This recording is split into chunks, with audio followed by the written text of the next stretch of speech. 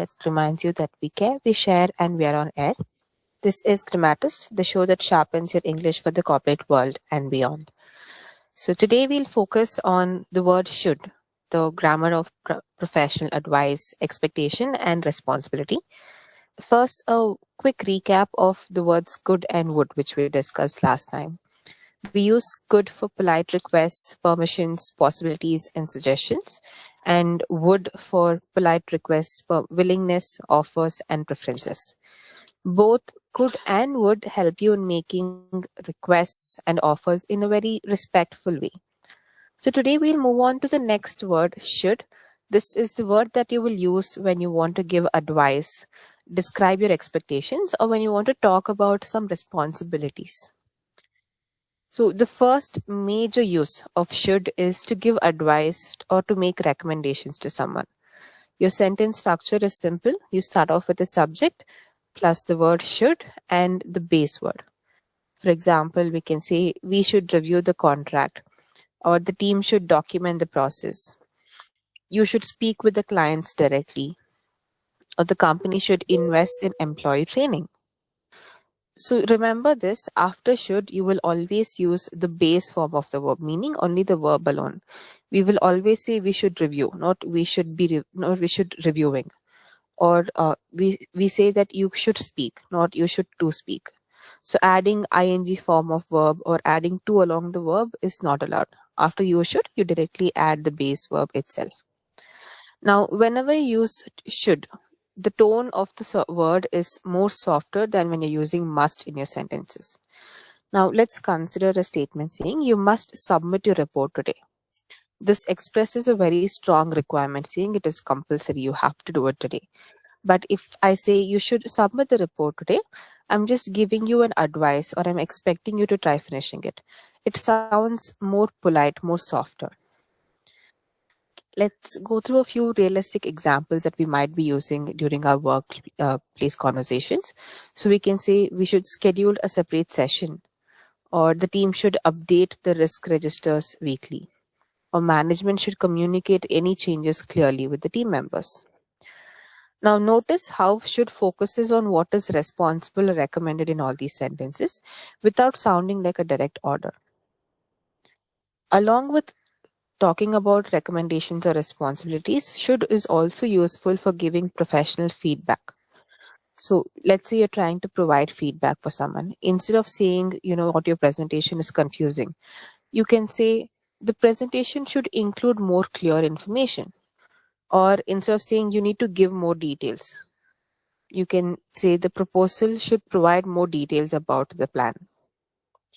Instead of saying you did not explain the risk at all, you can say the report should address the possible risks. So when you're using the word should and framing your sentences during feedback, your feedback focuses more on what is the work they have to do rather than just blaming or criticizing the person. For example, you can say the introduction should be a bit shorter, or the conclusion should connect clearly to the recommendations you have, or the budget should reflect the revised headcount. So using should in these ways makes your feedback sound more constructive and more professional as well. The second major use of the word should is to describe expectations. So when you're trying to say what you think is likely to happen, then you will use the word should in your sentences. For example, we can say the meeting should finish within an hour, or the team should be ready for the launch next month.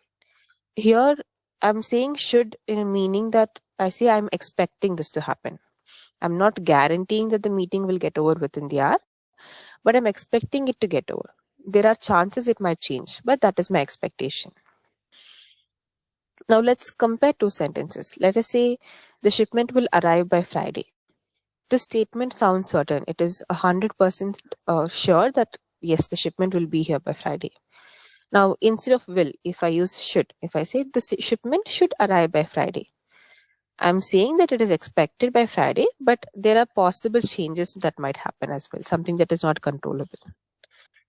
So using should in these instances is useful when you're discussing about timelines, deliverables, and outcomes. When you're not 100% sure of something, when you think there are very slight changes, it might not happen, In that case, instead of using will in your statements, you can use should. So, for example, you can say the report should be ready by the meeting, or the new system should be live in the first quarter, or the results should be available by end of the week. Now, notice that in these sentences, should communicates confidence, but at the same time, it is not making any absolute promise as well. This is very important in business conversations because we might come across some circumstances that might change. So, for example, if I say the report will be ready tomorrow, and there is something unexpected happens, that will lose your credibility with the others. They may not trust your words again. So instead, if I say the report should be ready tomorrow, unless there are any last minute issues, this sounds more realistic, professional, and it also makes them understand that there are slight room for changes to happen. The third major use of the word should in your sentences is when you're talking about responsibility and standards. Now, this is common when you're talking about policies, guidelines, or any kind of leadership conversations. For example, we can say the managers should communicate any changes clearly, or employees should protect confidential information. Leaders should create an environment where people can ask questions, or all staff should follow the code of conduct. So, in all these sentences, if you notice, we described what is expected as a standard behavior or standard performance. So, should is used in a very formal condition when you're talking about the standard behavior or standard performance that you're expected. So, let's consider a few more examples. We can say, should you need any assistance, please contact me. Or you might have heard, should you require further information, please contact our team.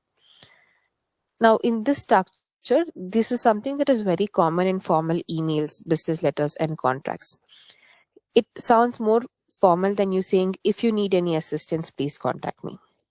Both versions are correct. You can use if you need any assistance or should you need assistance in your emails as well. But using the should version sounds more professional. So next time when you're writing an email, remember, instead of saying if, you can always say, should you need any assistance, please contact me. Or you can also say, should you need any further information, please contact our team. Now remember that whenever you're using should in this structure, we will not use the word will. It will always be should you need assistance. You cannot say should you will need the assistance. That becomes incorrect grammar. So you can use email closings like, should you have any questions, please do not hesitate to contact me. Or should you require any clarification, I'm happy to schedule a call. Or should you need more details, please let me know. These sentences will sound more professional and courteous on your emails as well. Okay, so we have discussed three major uses of the word should in our daily sentences. Now let's discuss a few common mistakes we do while using the word should as well. You should always say you should review the report. You cannot say you should to review the report. After should, you will use directly the base verb without any words like to or ing form. So it should be you should review the report, you should work with the team, you should complete your presentation. You cannot use to or ing form of the verbs along with should. Now always remember, you should not confuse the word should and must. Whenever I say must in a sentence, it expresses a requirement. You must complete the report by end of the day. This is a mandatory. I cannot skip that. I don't have an option. I have to complete it by then. But when I use the word should, it expresses an advice or an expectation.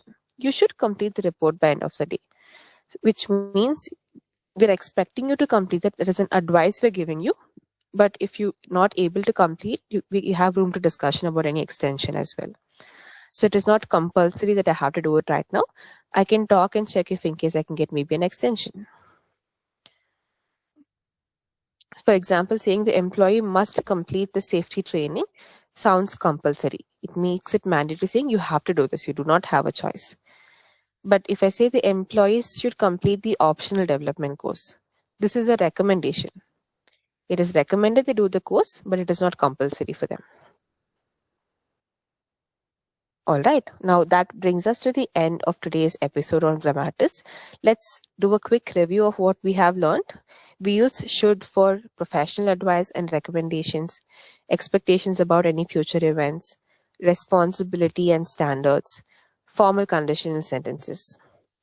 Now, your challenge for this week: first, try to give a piece of professional advice using the word should in your sentence.